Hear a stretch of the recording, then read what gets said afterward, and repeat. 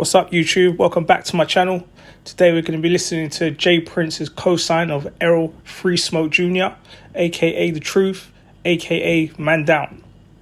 Errol Spence and Danny Garcia. Obviously, Errol's accident, that's sort of been one of the talking points heading in. Do you think that'll sort of mess with him psychologically in the fight? You never know with certain fighters when they have a situation like that. I don't think so. I know Errol personally, and he coming to fight. You know what I mean? It's no doubt about it. So, and Danny coming to fight too. But I don't think that's the case. And there it is, the legend himself, Jay Prince. So Jay Prince, official guy, has a book coming out now. Go check that out. So Jay Prince has a lot of experience representing two of the last official pound for pound kings in Floyd Money Mayweather and Andre Ward. He also has some up and coming fighters in Shakur Stevenson, and I also look forward to the young Floyd Cashflow Diaz as well, who looks like a promising star also. So the video is about Errol Spence's fight, up and coming fight on the 5th of December on PBC. That looks to be another great masterpiece.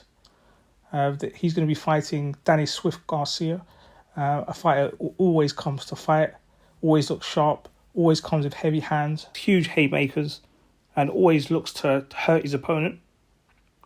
So from what I've seen from Errol Spence recently, from his training video with the PBC, he looks like he's focused, he looks like he's sharp, and looks like he's really dedicated, and he's looking to make a mark on the welterweight division once again.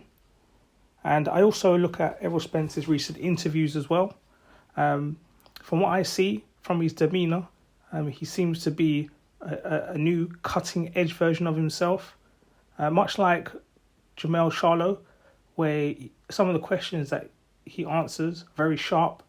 They seem very focused on the actual fight night. He doesn't really seem to want to really go into much detail into anything. You can tell he's really ready to fight right now. He doesn't really want to go much depth and detail into a lot of the interviews. And to me, that shows signs of a hungry Errol Spence who is looking to do some damage. Derek James doesn't really give much details in the build-ups of fights. He's always positive about his fighter, and it's clear that he has a game plan, but he sticks to the positive side of things. But I can tell you, looking at Errol Spence and his training, you can see the protruding veins through his arms, in his shoulders, and his chest area. So you can see that he's really working hard and looking sharp. You can also look at the high muscle mass as well. So you can see that he's going to go in there solid, looking to really bring the fight to Danny Garcia. And I think it's going to be a war, all-out war. And like Jay Prince said, both those guys are going to go out to fight. And I think Errol Spence will get the stoppage. And then after that, Errol Spence has a number of different opponents to look forward to. He has the fight against the legend himself, Manny Pacquiao. That'll be a great stadium fight. There'll be the rematch as well to look for in Sean Porter, who I'm sure will come back. There's the long-standing feud as well with Keith Thurman. Or there's the other super fight in Canelo, who's been looking at 160. So there's so many opponents for Errol Spence to look at.